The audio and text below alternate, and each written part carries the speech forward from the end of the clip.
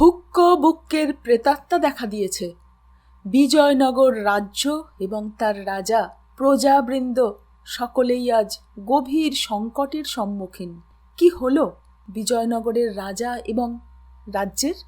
শুনতে হলে আপনাকে এই চ্যানেলে আসতেই হবে। নমস্কার, শুভ সন্ধ্যা। শাশ্বতী সিনহা টক্সে আপনাদের সবাইকে স্বাগত। আপনারা শুনছেন শরদিন্দু বন্দ্যোপাধ্যায়ের তুঙ্গভদ্রার তীরে। আজ তৃতীয় পর্বের ৬ষ্ঠ অধ্যায়। শুরু করি। সন্ধ্যার পর কুমার কম্পনের নূতন প্রাসাদ দীপমালায় সজ্জিত হইয়াছিল। প্রাসাদের তোরণ শীর্ষে একদল বাদ্যকর মধুর বাদ্যধ্বনি করিতেছিল। গৃহপ্রবেশের শুভ মুহূর্ত সমাগত। প্রাসাদে এখনো পুরস্ত্রীগণের শুভাগমন হয় নাই। কেবল কয়েকজন সন্ডা মার্কা ভৃত্য আছে, আর আছে স্বয়ং কুমার কম্পন। অতিথিরা একে একে আসিতে লাগিলেন। তাহারা সংখ্যায় বেশি নয়, মাত্র ১২ জন। কুমার কম্পন পরম সমাদরের সহিত সকলকে গোষ্ঠাগারে বসাইলেন। তাহার মুখের অম্লান হাসির উপর মনের আরক্ত ছায়া পড়িল না। ১২ জন সমবেত হইলে কুমার কম্পন বলিলেন, আমি মানস করেছি আমার গৃহের প্রত্যেকটি কক্ষে একটি করে অতিথিকে ভোজন করাবো। তাহলে আমার সমস্ত গৃহ পবিত্র হবে। অতিথিরা হর্ষ জ্ঞাপন করিলেন। কুমার কম্পন একজনকে লক্ষ্য করিয়া বলিলেন, জিমুদবাহন ভদ্র, আপনি বয়োজ্যেষ্ঠ, আপনি আগে আসুন। বয়োজ্যেষ্ঠ জিমুদবাহন ভদ্র গাত্রোত্থান করিয়া কুমার কম্পনের অনুসরণ করিলেন। বাকি সকলে বসিয়া নিজ নিজ বয়সের তুলনামূলক আলোচনা করিতে লাগিলেন। কুমার কম্পন অতিথিকে একটি কক্ষে লইয়া গেলেন। বহু দ্বীপের আলোকে কক্ষটি প্রভান্বিত। শঙ্খ শুভ্র কুট্টিমের উপর শ্বেত প্রস্তরের পিঠিকা। পিঠিকার সম্মুখে নানাবিধ অন্ন ব্যঞ্জন পরিপূর্ণ থালি। ২ জন ভৃত্য অদূরে দাঁড়াইয়া আছে। একজনের হাতে ভৃঙ্গার ও পানপাত্র, অন্য ভৃত্য চামর লইয়া অপেক্ষা করিতেছে। কুমার কম্পন অতিথিকে বলিলেন, আসন গ্রহণ করুন ভদ্র।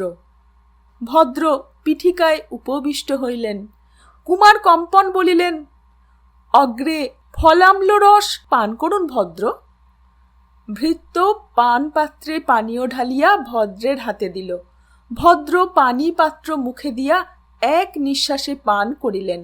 পাত্র ভৃত্যের হাতে প্রত্যর্পণ করিয়া তিনি ক্ষণকাল স্থির হইয়া রহিলেন। তারপর ধীরে ধীরে পাশের দিকে ঢলিয়া পড়িলেন। কুমার কম্পন অপলক নেত্রে অতিথিকে নিরীক্ষণ করিতেছিলেন। তাহার মুখে চকিত হাসি ফুটিল। অব্যর্থ বিষ বৈদ্য যাহা বলিয়াছিল তাহা মিথ্যা নয়। তিনি ভৃত্যদের ইঙ্গিত করিলেন। ভৃত্যরা অতিথির মৃতদেহ ধরাধরি করিয়া পিছনের দ্বার দিয়া প্রস্থান করিল। কুমার কম্পনের মস্তকে ধীরে ধীরে হত্যার মাদকতা চড়িতেছে। চোখের দৃষ্টি ঈষৎ অনুনাভ হইয়াছে। তিনি অন্য অতিথিদের কাছে ফিরিয়া গেলেন। মধুর হাসিয়া বলিলেন, ভদ্র কুমারাপ্পা, এবার আপনি আসুন। কুমারাপ্পা মহাশয় গাত্রোত্থান করিলেন। এইভাবে কুমার কম্পন একটির পর একটি করিয়া ১২টি অতিথির সৎকার করিলেন। এই কার্য সমাপ্ত করিতে একদণ্ড সময়ও লাগিল না। কুমার কম্পনের মাথায় রক্তের নেশা পাক খাইতেছে। তিনি চারিদিক রক্তবর্ণ দেখিতেছেন। সমস্ত দেহ থাকিয়া থাকিয়া অসহ্য অধীরতায় ছটফট করিয়া উঠিতেছে। রাজা এখনো আসিতেছে না কেন? তবে কি আসিবে না? যদি না আসে, গৃহে ভৃত্যেরা ছাড়া অন্য কেহ নাই, অন্য কেহ আসিবে না। যাহারা আসিয়াছিল তাহারা নিঃশেষিত হইয়াছে। বাকি শুধু রাজা। রাজা যদি কিছু সন্দেহ করিয়া থাকে সে আসিবে না। লক্ষণমল্লপও আসে নাই। হয়তো লক্ষণমল্লপই রাজাকে সতর্ক করিয়া দিয়াছে। কুমার কম্পনের মাথার মধ্যে রক্তস্রোত তোলপাড় করিতেছিল। অধিক সূক্ষ্ম চিন্তা করিবার শক্তি তাহার ছিল না। রাজা যদি না আসে আমিই তাহার কাছে যাইব। সে এই সময় একাকী বিরাম কক্ষে থাকে। যদি বা লক্ষণ মল্লব সঙ্গে থাকে তবে একসঙ্গে দুজনকেই বধ করিব। ভৃত্যদের সাবধান করিয়া দিয়া কুমার কম্পন একটি ক্ষুদ্র ছুরিকা কটি বস্ত্রে বাঁধিয়া লইলেন। তারপর গৃহ হইতে বাহির হইলেন। তোরণ শীর্ষে মধুর বাদ্যধ্বনি চলিতে লাগিল। তোরণের বাহিরে আসিয়া একটা কথা কুমার কম্পনের মনে পড়িল। তিনি থমকিয়া দাঁড়াইলেন। বৃদ্ধ পিতা বিজয় রায়, সে কনিষ্ঠ পুত্রকে দেখিতে পারে না। সে যদি বাঁচিয়া থাকে তবে নানা অনর্থ ঘটাইবে, সুতরাং তাহাকেই সর্বাগ্রে বিনাশ করা প্রয়োজন। রাজপিতা বিজয় রায়ের ভবন অধিক দূর নয়। কুমার কম্পন সেই দিকে চলিলেন। বিজয় রায়ের ভবন পাহারার ব্যবস্থা নামমাত্র, ভবনদাসীর সংখ্যাও বেশি নয়। বৃদ্ধ ঘটাচটা ভালোবাসেন না। তোরণদ্বারের কাছে দুইজন প্রহরী বসিয়া দুইজন ভবনদাসীর সঙ্গে রসালাপ করিতেছিল। কুমার কম্পনকে দেখিয়া তাহারা সন্ত্রস্তভাবে উঠিয়া দাঁড়াইল। কুমার কম্পন পিতৃভবনে কখনো আসেন না। তিনি কোনো দিকে ভ্রুক্ষেপ না করিয়া ভবনে প্রবেশ করিলেন। ভৃত্যেরা কিং কর্তব্য বিমূঢ় হইয়া দাঁড়াইয়া রহিল। পুত্র পিতার সহিত সাক্ষাৎ করিতে আসিয়াছেন, ইহাতে আশঙ্কার কথা কিছু নাই। তাহারা ভাবিতে লাগিল শিষ্টাচারের কোনো ত্রুটি হইল কিনা। ভবনের দ্বিতলে বসিয়া বিজয় রায় তখন এক নূতন মিষ্টান্ন প্রস্তুত করিতেছিলেন। জব চূর্ণ শক্তু তালের রসে মাখিয়া পিণ্ড ক্ষীরের সহিত ঠাসিয়া পাক করিলে উত্তম নাড়ু হয় কিনা পরীক্ষা করিতেছিলেন। এমন সময় কম্পন গিয়া দাঁড়াইলেন। বিজয় রায় মুখ তুলিয়া ভ্রুকুটি করিলেন, বলিলেন, কম্পন, কি চাও? কুমার কম্পন উত্তর দিলেন না। ক্ষিপ্র হস্তে কটি হইতে ছুরিকা লইয়া পিতার বক্ষে আঘাত করিলেন। ছুরিকা পঞ্জরের অন্তর দিয়া হৃৎপিণ্ডে প্রবেশ করিল। বিজয় রায় চিত হইয়া পড়িয়া গেলেন। তাহার মুখ দিয়া কেবল একটি ত্রস্ত বিস্মিত শব্দ বাহির হইল, অধম। তারপর তাহার অক্ষিপটল উল্টাইয়া গেল। কম্পন তাহার বক্ষ হইতে ছুরিকা বাহির করিয়া আবার কটিতে রাখিলেন। পিতার মুখের পানে আর চাহিলেন না, দ্রুত নামিয়া চলিলেন। সূর্যাস্তকালে অর্জুন অভ্যাস মতো সভাগৃহের প্রাঙ্গণে আসিয়াছিল। অভ্যাসবশতই লাঠি দুটি তাহার সঙ্গে ছিল। ক্রমে সন্ধ্যা হইল। মহারাজ সভা ভঙ্গ করিয়া দ্বিতলে প্রস্থান করিলেন। তবু অর্জুন প্রাঙ্গণে ঘোরাঘুরি করিতে লাগিল। রাজার সহিত সাক্ষাৎ করিবার কোনো নিমিত্ত ছিল না। রাজা তাহাকে আহ্বান করেন নাই, কিন্তু তাহার মন তথাপি গুহায় ফিরিয়া যাইতে চাহিল না। এই গৃহে বিদ্যুন্মালা আছেন, তাই কি সে নিজের অজ্ঞাতে এই গৃহের ছায়া ত্যাগ করিতে পারিতেছে না? অকারণে প্রাঙ্গণে ঘুরিয়া বেড়ায়। মানুষের মন দুর্গেয়। মন কখন মানুষকে কোন দিকে টানিতেছে, কোন দিকে ঠেলিতেছে, কিছুই বোঝা যায় না। চাঁদ উঠিয়াছে, প্রাঙ্গণ জনবিরল হইয়া গিয়াছে। সহসা অর্জুন দেখিল কুমার কম্পন আসিতেছেন। তাহার গতিভঙ্গিতে অস্বাভাবিক ব্যগ্রতা পরিদৃষ্ট হইতেছে। তিনি অর্জুনের দিকে দৃষ্টিক্ষেপ করিলেন না, সভাগৃহের দ্বারের অভিমুখে চলিলেন। অর্জুন চকিত হইয়া লক্ষ্য করিল তাহার কটিতে একটি ছুরিকা আবদ্ধ রহিয়াছে। কম্পন অবশ্য রাজার সহিত সাক্ষাৎ করিতে যাইতেছেন, কিন্তু সঙ্গে ছুরি কেন? অস্ত্র লইয়া রাজার সম্মুখীন হওয়া নিষিদ্ধ। বিদ্যুৎ বেগে কয়েকটি চিন্তা তাহার মাথার মধ্যে খেলিয়া গেল। কুমার কম্পন সোপান বাহিয়া দ্রুত পদে উঠিতে লাগিলেন। সোপানের প্রতিহারিণীরা বাধা দিল না, কারণ রাজ সকাশে কম্পনের অবাধ গতি। কম্পন রাজার বিরাম কক্ষে প্রবেশ করিয়া দেখিলেন দীপান্বিত কক্ষে অন্য কেহ নাই। রাজা পালঙ্কে শুইয়া চক্ষু মুদিয়া আছেন, বোধহয় নিদ্রিত। কম্পন ক্ষিপ্র চরণে সেই দিকে চলিলেন। রাজা কিন্তু নিদ্রা যান নাই, চক্ষু মুদিয়া রাজ্য চিন্তা করিতেছিলেন। পদ শব্দে চক্ষু মেলিয়া তিনি উঠিয়া বসিলেন। কম্পনের ভাবভঙ্গি স্বাভাবিক নয়। রাজা ঈষৎ বিস্মিত স্বরে বলিলেন, কম্পন, কি চাও? তিনি গৃহপ্রবেশের কথা ভুলিয়া গিয়াছিলেন। কম্পনের হিংস্র মুখে হাসি ফুটিল। তিনি ছুরিকা হাতে লইয়া বলিলেন, রাজ্য চাই। তারপর যাহা ঘটিল তাহা প্রায় নিঃশব্দে ঘটিল। রাজা নিরস্ত্র বসিয়া আছেন। কুমার কম্পন তাহার কণ্ঠ লক্ষ্য করিয়া ছুরি চালাইলেন। রাজা অবশে আত্মরক্ষার জন্য বাম বাহু তুলিলেন। ছুরি তাহার কফনির নিম্নে বাহুর পশ্চাৎ দিকে বিদ্ধ হইল। প্রথমবার ব্যর্থ হইয়া কম্পন আবার ছুরি তুলিলেন, কিন্তু এবার আর তাহাকে ছুরি চালাইতে হইল না। অকস্মাৎ পিছন হইতে তীক্ষ্ণাগ্র বংশভল্ল আসিয়া তাহার গ্রীবামূলে বিদ্ধ হইল। কম্পন বাং নিষ্পত্তি না করিয়া পালঙ্কের সম্মুখে পড়িয়া গেলেন।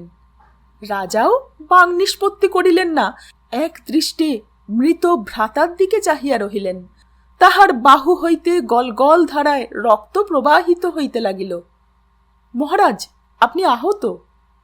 রাজা অর্জুনের পানে চক্ষু তুলিলেন। অর্জুন দেখিল রাজার চক্ষু অশ্রুসিক্ত। রাজা কণ্ঠস্বর সংযত করিতে করিতে বলিলেন, অর্জুন, তুমি আমার জীবন রক্ষা করেছ। অর্জুন নীরব রহিল। এই সময় পিঙ্গলা কক্ষে প্রবেশ করিল। রাজার রক্তাক্ত কলেবর দেখিয়া চিৎকার করিয়া উঠিল, হে কি, মহারাজ আহত! কে কাজ করল? ওরে তোরা কে কোথায় আছিস, ছুটে আয়! বিভিন্ন দ্বার দিয়া কঞ্চুকি, পাচক, প্রহরিণী অনেকগুলি লোক কক্ষে প্রবেশ করিল এবং রাজার শোণিত লিপ্ত দেহ দেখিয়া স্থাণুবৎ দাঁড়াইয়া পড়িল। রাজা সকলকে সম্বোধন করিয়া বলিলেন, কম্পন আমাকে হত্যা করতে এসেছিল। অর্জুন আমার প্রাণ বাঁচিয়েছে। আমার আঘাত মারাত্মক নয়, তবে ছুরিকায় যদি বিষ থাকে। মণিকঙ্কনা পিঙ্গলার চিৎকার শুনিয়া কক্ষে প্রবেশ করিয়াছিল। এখন ছুটিয়া আসিয়া রাজাকে দুই বাহুতে জড়াইয়া লইল। তারপর তড়িতে উঠিয়া নিজের বস্ত্র হইতে পট্টিকা ছিঁড়িয়া রাজার বাহুর ঊর্ধ্বভাগে শক্ত করিয়া তাগা বাঁধিয়া দিল। গলদশ্রু নেত্রে অস্ফুট ব্যাকুল কণ্ঠে বলিতে লাগিল, দারুব্রহ্ম, এ কি হলো, এ কি হলো? ধননায়ক লক্ষণ মল্লব রাজার সহিত দেখা করিতে আসিতেছিলেন। কক্ষে ভিড় দেখিয়া তিনি ভিড় ঠেলিয়া সম্মুখে আসিলেন। রাজার অবস্থা এবং কুমার কম্পনের মৃতদেহ দেখিয়া সঙ্গে সঙ্গে ব্যাপার বুঝিয়া লইলেন। রাজার সহিত তাহার একবার দৃষ্টি বিনিময় হইল। রাজা করুণ হাসিয়া যেন তাহাকে জানাইলেন, তোমার সন্দেহই সত্য। মুহূর্ত মধ্যে লক্ষণ মল্লব সারথীর বলগা নিজ হস্তে তুলিয়া লইলেন। তাহার আকৃতি ভিন্ন মূর্তি ধারণ করিল। তিনি সকলের দিকে আদেশের কণ্ঠে বলিলেন, তোমরা এখানে কি করছো? যাও, নিজ নিজ স্থানে ফিরে যাও। পিঙ্গলা, তুমি ছুটে যাও, শীঘ্র বৈদ্যরাজকে ডেকে নিয়ে এসো। অর্জুন, তুমি যেও না, তোমাকে প্রয়োজন হবে। কক্ষ শূন্য হইয়া গেল। কেবল মণিকঙ্কনা ও অর্জুন রহিল। বিদ্যুন্মালাও একবার কক্ষে আসিয়াছিলেন। দৃশ্য দেখিয়া নিজ কক্ষে ফিরিয়া গিয়া দু হাতে মুখ ঠাকিয়া শয্যাপার্শ্বে বসিয়াছিলেন। লক্ষণ মল্লব মণিকঙ্কনাকে বলিলেন, দেবিকা, আপনি এখন নিজ কক্ষে ফিরে যান, আর কোনো শঙ্কা নেই। মণিকঙ্কনা উঠিল না। রাজার পৃষ্ঠ বাহু বেষ্টিত করিয়া দৃঢ় স্বরে বলিল, আমি যাব না। ভয়ঙ্কর বার্তা মুখে মুখে পৌরভূমির সর্বত্র প্রচারিত হইয়াছিল।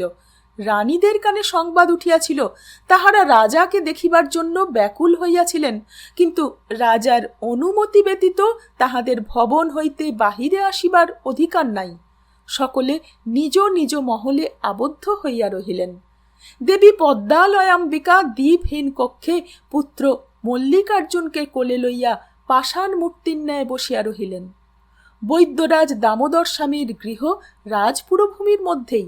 সেদিন সন্ধ্যার পর রসরাজ মহাশয় তাহার গৃহে উপস্থিত হইয়াছিলেন। দুই বৃদ্ধের মধ্যে ইত্যবসরে প্রণয় অতিশয় গাঢ় হইয়াছিল।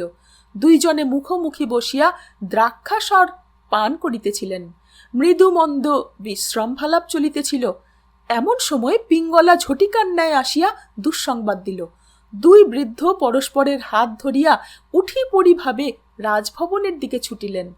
পিঙ্গলা ঔষধের প্যাটরা লইয়া সঙ্গে ছুটিল। রাজার বিরাম ভবন হইতে তখন কম্পনের মৃতদেহ স্থানান্তরিত হইয়াছে। ইতিমধ্যে পিতার ও ১২ জন সভাসদের মৃত্যু সংবাদও রাজা পাইয়াছেন। তিনি অবসন্ন দেহভার মণিকঙ্কনার দেহে অর্পণ করিয়া মুহ্যমানভাবে বসিয়া আছেন। ক্ষত হইতে অল্প রক্ত খরিত হইতেছে। দামোদর ও হ্রস্বদৃষ্টি রসরাজ দ্রুত স্খলিত পদে প্রবেশ করিলেন। দামোদর হাত তুলিয়া বলিলেন, জয় ধন্বন্তরী, কোনো ভয় নেই, স্বস্তি স্বস্তি। তিনি পালঙ্কে রাজার পাশে বসিয়া ক্ষতস্থান পরীক্ষা করিলেন, মুখে চটকার শব্দ করিলেন। তারপর রাজার দক্ষিণ মণিবন্ধে অঙ্গুলি স্থাপন করিয়া নাড়ি পরীক্ষায় ধ্যানস্থ হইয়া পড়িলেন। কিছুক্ষণ পরে তিনি মাথা নাড়িয়া চোখ খুলিলেন। না, আশঙ্কার কোনো কারণ নেই। নাড়ি ঈষৎ দমিত, কিন্তু বিষক্রিয়ার কোনো লক্ষণ নেই। রসরাজ মহাশয়, আপনি দেখুন। রসরাজ রাজার নাড়ি দেখিলেন, তারপর সহর্ষে বলিলেন, বৈদ্যরাজ যথার্থ বলেছেন, রাজদেহে কণামাত্র বিষের প্রকোপ নেই। স্বস্তি স্বস্তি। এখন ক্ষতস্থানে প্রলেপ আদির ব্যবস্থা করলেই রাজা অচিরাত নিরাময় হবেন। তখন ক্ষত চিকিৎসার উপযোগ হইল। তাগা খুলিয়া দিয়া ক্ষতস্থান পরিষ্কৃত হইল। দামোদর স্বামী তাহাতে শতধৌত ঘৃতের প্রলেপ লাগাইলেন, ক্ষত বন্ধন করিলেন না। তারপর রাজাকে অরিষ্ট পান করাইয়া পুনরায় নাড়ি পরীক্ষাপূর্বক নাড়ির উন্নতি লক্ষ্য করিয়া সানন্দে বহু আশীর্বাদ আবৃত্তি করিতে করিতে রাত্রির জন্য প্রস্থান করিলেন। লক্ষণমল্লভ অর্জুনের সঙ্গে কক্ষের এক কোণে দাঁড়াইয়াছিলেন। এখন রাজার পালঙ্কের পাশে আসিয়া দাঁড়াইলেন। লক্ষণমল্লভ বলিলেন, অর্জুনকে মধ্যম কুমারের শিবিরে পাঠাচ্ছি। তিনি দূরে আছেন, হয়তো অন্যের মুখে বিকৃত সংবাদ শুনে বিচলিত হবেন। রাজা নিঃশ্বাস ফেলিয়া বলিলেন, তাই করুন। কি হয়ে গেল? কম্পন পিতাকে পর্যন্ত। অর্জুন, তুমি কোথায় ছিলে? কেমন করে যথাসময়ে উপস্থিত হলে? অর্জুন বলিল, আর্য, আমি প্রাঙ্গণে ছিলাম। কুমার কম্পনকে আসতে দেখলাম। তার ভাবভঙ্গি ভালো লাগলো না। তার কোটিতে ছুরিকা দেখে সন্দেহ হলো, তাই তার অনুসরণ করেছিলাম। তার অভিসন্ধি সঠিক বুঝতে পারিনি। বুঝতে পারলে মহারাজ অক্ষত থাকতেন। রাজা ক্ষণিক নীরব থাকিয়া বলিলেন, হুক্ক বুক্কের আবির্ভাব মিথ্যা নয়। হয়তো এই জন্যেই এসেছিলেন। অর্জুন, তুমি আজ যে কাজে যাচ্ছ যাও। এই মুদ্রাঙ্গুরিও নাও, বিজয়কে দেখিও। তারপর তাকে সব কথা খুলে বলো। আর ফিরে এসে তুমি আমার দেহরক্ষীর কাজ করবে। প্রভাত থেকে সন্ধ্যা পর্যন্ত আমার প্রাণ রক্ষার ভার তোমার। অর্জুন নত হইয়া যুক্ত করে রাজাকে প্রণাম করিল। অল্পকাল পরে মন্ত্রী তাহাকে লইয়া প্রস্থান করিলেন। মণিকঙ্কনা রাজাকে ছাড়িয়া যাইতে সম্মত হইল না। রাত্রে সে ও পিঙ্গলা রাজার কাছে রহিল। চতুর্থ পর্ব ১। রাজার প্রতি আক্রমণের সংবাদ প্রচারিত হইলে কিছুদিন খুব উত্তেজিত আলোড়ন চলিল। তারপর ধীরে ধীরে ঠান্ডা হইল। রাজার ক্ষত ২-৪ দিনের মধ্যেই আরোগ্য হইল। তিনি নিয়মিত সভায় আসিতে লাগিলেন। রাজ্যের লোক নিশ্চিন্ত হইল। কুমার কম্পনের মৃতদেহ কোলে লইয়া তাহার ২ পত্নী কৃষ্ণাদেবী ও গিরিজা দেবী সহমৃতা হইয়াছেন। বিনা দোষে ২ অভাগিনীর অকালে জীবনান্ত হইল। বিজয়নগরের জীবনযাত্রা আবার পুরাতন প্রণালীতে প্রবাহিত হইতে লাগিল। এদিকে আকাশে নববর্ষার সূচনা দেখা যাইতেছে। কুমারী বিদ্যুন্মালা যথারীতি পম্পাপতির মন্দিরে যাতায়াত করিতেছেন। তাহার অন্তরে হরিষে বিষাদ। শ্রাবণ মাস দুর্বার গতিতে অগ্রসর হইয়া আসিতেছে, কিন্তু অর্জুনকে তিনি কাছে পাইয়াছেন। অর্জুন সারা দিন রাজার কাছে থাকে। রাজা সভায় যাইলে তাহার পিছনে যায়, সিংহাসনের পিছনে দাঁড়াইয়া থাকে। তিনি বিরাম ভবনে আসিলে কখনো তাহার কক্ষে থাকে, কখনো কক্ষের আশেপাশে অলিন্দে চত্বরে ঘুরিয়া বেড়ায়। বিদ্যুন্মালার মন সর্বদা সেই দিকে পড়িয়া থাকে। তিনি সুযোগ খুঁজিয়া বেড়ান। যখনই দেখেন অর্জুন অলিন্দে একাকী আছে, তখনই লঘু পদে আসিয়া তাহার দেহে হাত রাখিয়া স্পর্শ করিয়া যান। অস্ফুট কণ্ঠে ১-২টি কথা বলেন, কিন্তু এই সুখ ক্ষণিকের। ইহাতে ভবিষ্যতের আশ্বাস নাই। বিদ্যুন্মালার মন হর্ষ বিষাদে দোল খাইতে থাকে।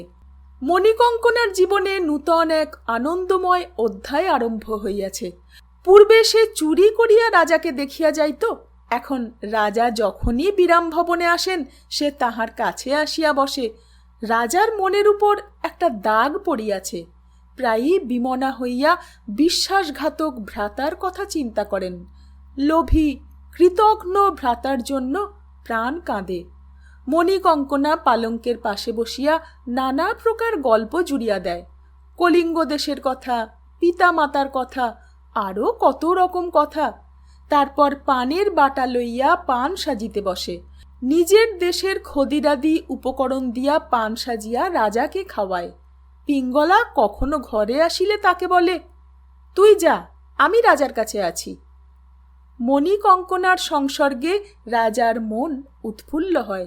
তিনি কম্পনের কথা ভুলিয়া যান। প্রত্যেক মানুষেরই অন্তরের নিমগ্ন প্রদেশে একটি নিভৃত রসসত্তা আছে। রাজার সেই রসসত্তা মণিকঙ্কনার সান্নিধ্যে উন্মোচিত হয়। মণিকঙ্কনার সহিত রাজা একটি নিবিড় অন্তরঙ্গতা অনুভব করেন। ইহা পতি পত্নীর স্বাভাবিক প্রীতির সম্বন্ধ নয়, যেন তদপেক্ষাও নিগূঢ় ঘনিষ্ঠ একটি রসোল্লাস। একদিন রাজা রহস্য করিয়া বলিলেন, কঙ্কনা, তোমার ভগিনীর সঙ্গে সঙ্গে তোমার বিয়েটাও দেব স্থির করেছি, কিন্তু কার সঙ্গে বিয়ে দেব ভেবে পাচ্ছি না। মণিকঙ্কনা ক্ষণেক অবাক হইয়া চাহিল, তারপর বলিল, আমি কাকে চাই আমি জানি। রাজা বুঝিলেন, গূঢ় হাস্য করিয়া বলিলেন, কিন্তু তুমি যাকে চাও সে যদি তোমাকে না চায়? মণিকঙ্কনা বলিল, তাহলে চিরজীবন কুমারী থাকব। দিনান্তে যদি একবার দেখতে পাই তাহলেই আমার যথেষ্ট। রাজার হৃদয় প্রগাঢ় রসমাধুর্যে পূর্ণ হইয়া উঠিল। তিনি মণিকঙ্কনার বেণীতে একটু টান দিয়া বলিলেন, আচ্ছা, সে দেখা যাবে।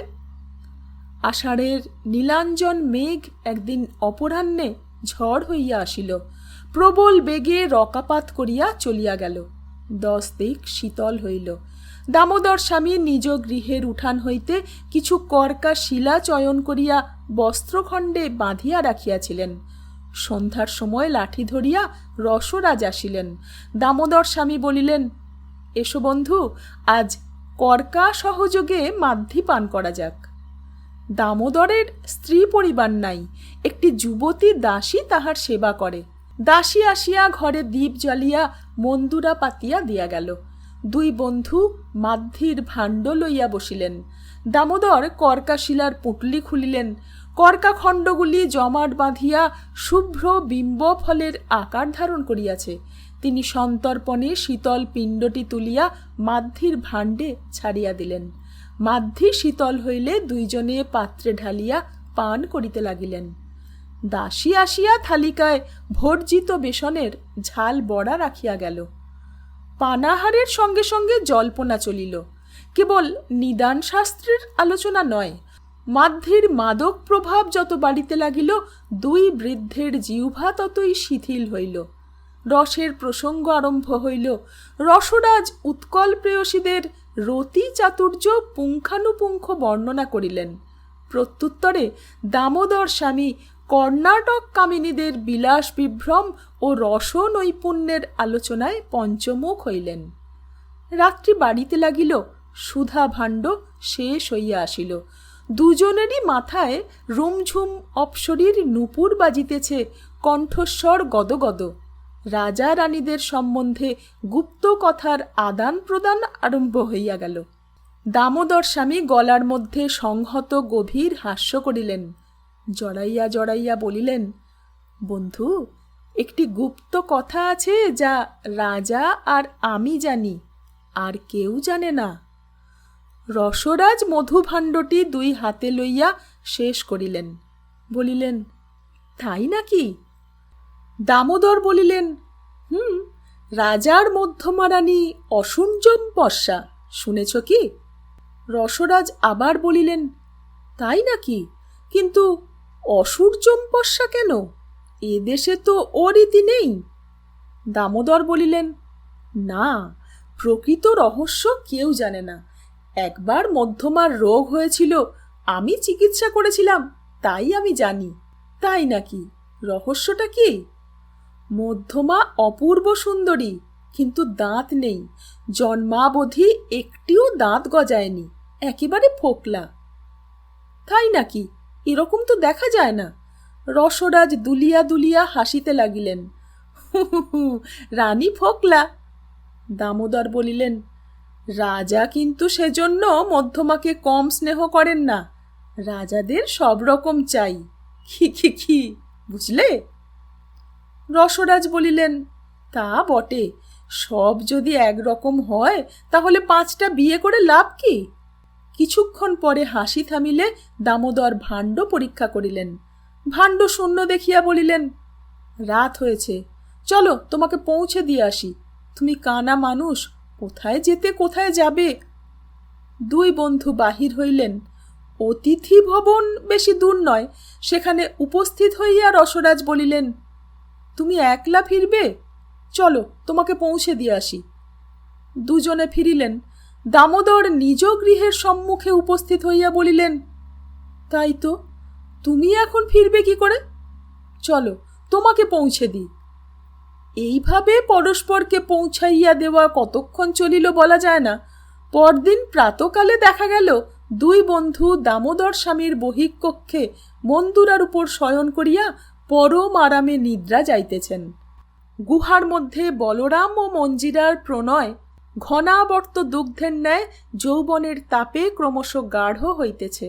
অর্জুন আজকাল দিনের বেলা গুহায় থাকে না, রাজার সঙ্গে থাকে, তাই তাহাদের সমাগম নিরঙ্কুশ। মঞ্জিরা দ্বীপ্রহরে কেবল বলরামের খাবার লইয়া আসে। বলরামের আহার শেষ হইলে দুইজনে ঘনিষ্ঠভাবে বসিয়া গল্প করে। কখনো বলরাম চুল্লি জ্বালিয়া কাজ আরম্ভ করে, মঞ্জিরা হাপড়ের দড়ি টানে, বায়ুর প্রবাহে অগ্নি উদ্দীপ্ত হয়, আগুনের মধ্যে লোহার পত্রিকা রক্তিম বর্ণ ধারণ করে। বলরাম আগুন হইতে পত্রিকা বাহির করিয়া এক লৌহদণ্ডের চারিপাশে ঠুকিয়া ঠুকিয়া পেঁচ দিয়া জড়ায়। লোহা ঠান্ডা হইলে আবার আগুনে রক্তবর্ণ করিয়া লৌহদণ্ডের চারিপাশে জড়ায়। এইভাবে ধীরে ধীরে লোহার নল প্রস্তুত হইতে থাকে। ক্ষুদ্র কামানের অর্থাৎ বন্দুকের নল তৈরি করিবার ইহাই তাহার গুপ্ত কৌশল। কখনো তাহারা মৃদঙ্গ ও বাঁশি লইয়া বসে। বলরাম মঞ্জিরার চোখে চোখ রাখিয়া গায়, প্রিয়ে চারুশীলে মুঞ্চময়ী মান মণি দানম। মঞ্জিরা শান্ত ধীর প্রকৃতির মেয়ে। বলরামের একটু প্রগল্ভতা বেশি, কিন্তু তাহাদের আসক্তি শালীনতার গণ্ডি অতিক্রম করিয়া যায় না। এইভাবে চলিতেছে। হঠাৎ একদিন দ্বীপ্রহরে মঞ্জিরা আসিল না, তাহার পরিবর্তে অন্য একটি মেয়ে খাবার লইয়া আসিল। বলরাম চক্ষু পাকাইয়া বলিল, তুমি কে? মঞ্জিরা কোথায়? নূতনা বলিল, আমি সুভদ্রা। মঞ্জিরা বাপের বাড়ি গিয়েছে, তাই আমি খাবার নিয়ে এসেছি। বাপের বাড়ি গিয়েছে? মঞ্জিরার বাপের বাড়ি থাকিতে পারে এ কথা পূর্বে বলরামের মনে আসে নাই। বাপের বাড়ি গিয়েছে কেন? তার আন্নার অসুখ, খবর পেয়ে কাল রাত্রেই সে চলে গেছে। আন্না মানে তো দাদা, দাদার অসুখ, তা কবে ফিরবে? তা কি জানি। মঞ্জিরার বাপের নাম কি? বীরভদ্র, তিনি রাজার হাতিশালে কাজ করেন। বাড়ি কোথায়? নিচু নগরে, পান সুপারি রাস্তার পূবে তুঙ্গভদ্রার তীরে তার বাড়ি। বটে। বলরাম আহারে বসিল। নবাগতা সুভদ্রা মঞ্জিরার সখী। বলরামের ভাবভঙ্গি দেখিয়া মুচকি মুচকি হাসিতে লাগিল। আহারের পর সুভদ্রা পাত্রাদি লইয়া প্রস্থান করিবার পর বলরাম চিন্তা করিতে লাগিল, কি করা যায়? মঞ্জিরা কবে আসিবে কিছুই ঠিক নাই। তাহার পিতা হস্তিপক বীরভদ্রকে হস্তিশালা হইতে খুঁজিয়া বাহির করা যায়, কিন্তু তাহাতে লাভ কি? মঞ্জিরার বাপকে দর্শন করিলে তো প্রাণ জুড়াইবে না, বরং তাহার গৃহ খুঁজিয়া বাহির করিলে কাজ হইবে। তৃতীয় প্রহরে বলরাম পরিষ্কার বস্ত্র উত্তরীয় পরিধান করিয়া বাহির হইল। নিচু নগরে অর্থাৎ মধ্যবিত্ত পল্লীতে তুঙ্গভদ্রার তীরে খোঁজাখুঁজি করিবার পর রাজহস্তিপক বীরভদ্রের গৃহ পাওয়া গেল। প্রস্তর নির্মিত ক্ষুদ্র গৃহ।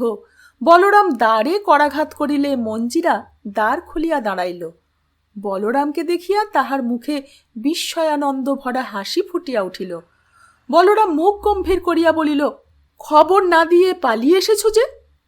মঞ্জিরা থতমত হইয়া বলিল, সময় পেলাম না, কাল রাত্রে বাবা ডাকতে গিয়েছিলেন, তার সঙ্গে চলে এলাম। আন্না কেমন আছে? মঞ্জিরার মুখ মলিন হইল। সে ছলছল চক্ষে বলিল, ভালো না, কাল খুব বাড়াবাড়ি গিয়েছে, বৈদ্য মহাশয় বলেছেন ত্রিদোষ। দ্বারের কাছে দাঁড়াইয়া আরও কিছুক্ষণ কথা হইল। তারপর বলরাম, কাল আবার আসব বলিয়া চলিয়া গেল। অতপর বলরাম প্রত্যহ আসে, দ্বারের কাছে দুদণ্ড দাঁড়াইয়া কথা বলিয়া যায়। মঞ্জিরার আন্না ক্রমশ আরোগ্য হইয়া উঠিতেছে, প্রাণের আশঙ্কা আর নাই। একদিন অনিবার্যভাবেই মঞ্জিরার পিতা বীরভদ্রের সহিত বলরামের দেখা হইয়া গেল।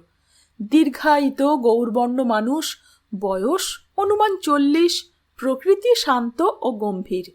মঞ্জিরাকে অপরিচিত যুবার সহিত কথা কহিতে দেখিয়া সপ্রশ্ন নেত্রে চাহিলেন। বলরাম বলিল, আপনি মঞ্জিরার পিতা? নমস্কার, মঞ্জিরার সঙ্গে আমার পরিচয় আছে, তাই।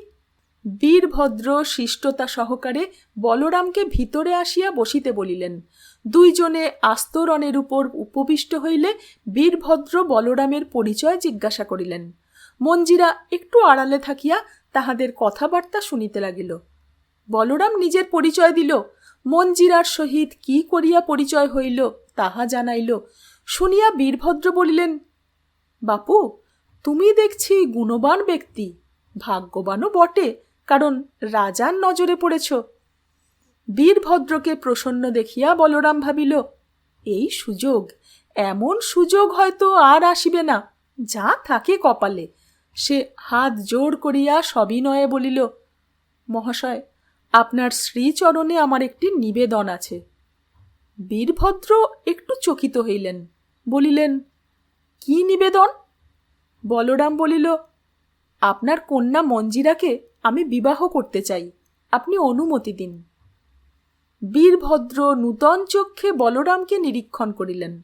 তারপর ধীরে ধীরে বলিলেন, বাপু, তুমি যোগ্য পাত্র সন্দেহ নেই, কিন্তু তুমি বিদেশী, তোমার হাতে কন্যা দান করতে শঙ্কা হয়। বলরাম বলিল, মহাশয়, আমি বিদেশ থেকে এসেছি বটে, কিন্তু কোনোদিন ফিরে যাব এমন সম্ভাবনা নেই। বিজয়নগরী আমার গৃহ, বিজয়নগরী আমার দেশ।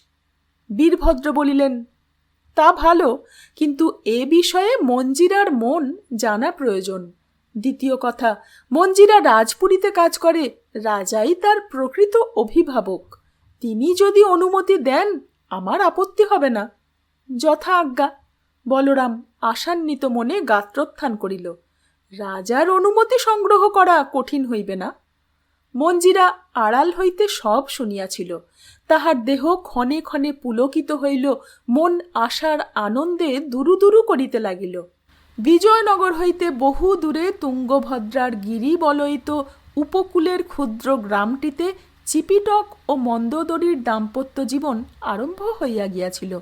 একই গুহায় বাস করিয়া ছদ্ম দাম্পত্য বেশি দিন বজায় রাখা কঠিন। অগ্নি এবং ঘৃত যত পুরাতনই হোক, তাহাদের সান্নিধ্যের ফল অনিবার্য।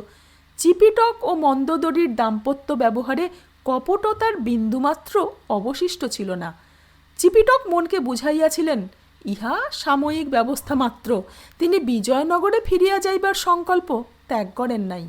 মন্দোদরী কিন্তু পরমানন্দে ছিল।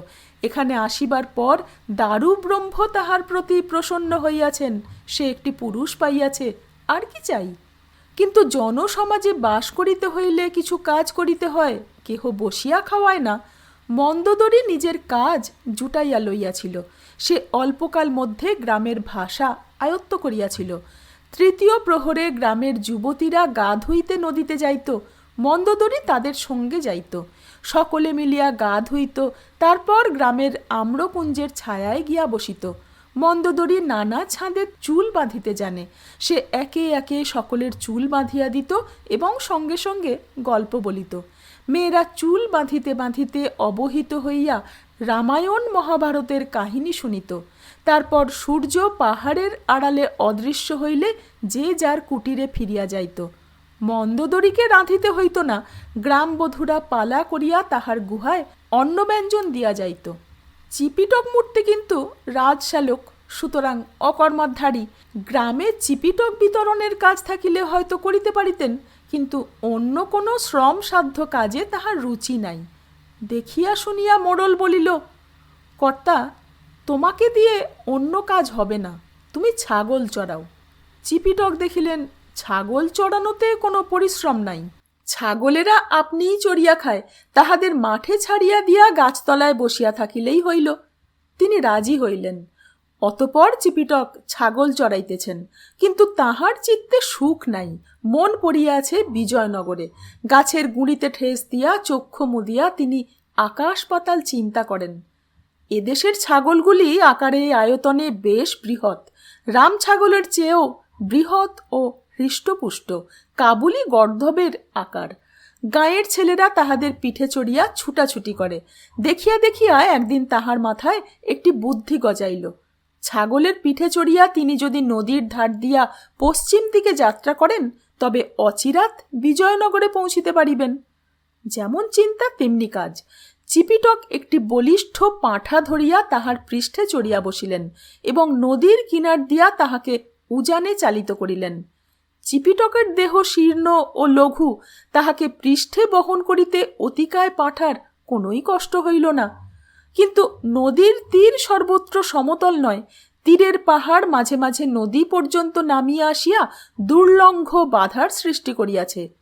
এইরূপ একটি ক্রমোচ্চ পাহাড়ের সম্মুখীন হইয়া ছাগল স্থির হইয়া দাঁড়াইল। সে গ্রাম হইতে অর্ধক্রোশ আসিয়াছে, এখন পর্বত ডিঙাইয়া আর অগ্রসর হইতে রাজি নয়। চিপিটক তাহাকে তাড়না করিলেন, মুখে নানা প্রকার শব্দ করিলেন, কিন্তু ছাগল নড়িল না। চিপিটক তখন দুই পায়ের গোড়ালি দিয়া সবেগে ছাগলের পেটে গুঁতা মারিলেন। ছাগল হঠাৎ চার পায়ে শূন্যে লাফাইয়া উঠিয়া গা ঝাড়া দিল। চিপিটক তাহার পৃষ্ঠচ্যুত হইয়া মাটিতে পড়িলেন। ছাগল লাফাইতে লাফাইতে গ্রামে ফিরিয়া গেল। পতনের ফলে চিপিটকের অস্থি মচকাইয়া গিয়াছিল। তিনি ল্যাংচাইতে ল্যাংচাইতে গৃহে ফিরিলেন। অতপর কিছুদিন কাটিলে তাহার মাথায় আরেকটি বুদ্ধি অবতীর্ণ হইল। এটি তেমন মারাত্মক নয়, এমনকি সুবুদ্ধিও বলা যাইতে পারে। তিনি মন্দোদরীকে আদেশ করিলেন, তুই রোজ দুপুরবেলা নদীর ধারে গিয়ে বসে থাকবি। আমাদের নৌকো তিনটের ফেরার সময় হয়েছে, একদিন না একদিন এই পথে যেতেই হবে। তুই চোখ মেলে থাকবি, তাদের দেখতে পেলেই ডাকবি। মন্দোদরী বলিল, আচ্ছা। চিপিটক দ্বীপ প্রহরে ছাগল চড়াইতে চড়াইতে গাছতলায় ঘুমাইয়া পড়েন। মন্দোদরী গজেন্দ্র গমনে নদী তীরে যায়, উঁচু পাথরের ছায়ায় শুইয়া ঘুমায়। নৌকা সম্বন্ধে তাহার মোটেই আগ্রহ নাই, সে পরম সুখে আছে। অপরাহ্নে গাঁয়ের মেয়েরা গা ধুইতে আসিলে সে তাহাদের সঙ্গে গা ধুইয়া ফিরিয়া যায়। চিপিটককে বলে, কোথায় নৌকা? এইভাবে দিন কাটিতেছে। আমাদেরও আরও কিছু সময় কাটুক, পরের পর্ব নিয়ে আসছি, সঙ্গে থাকবেন। ধন্যবাদ।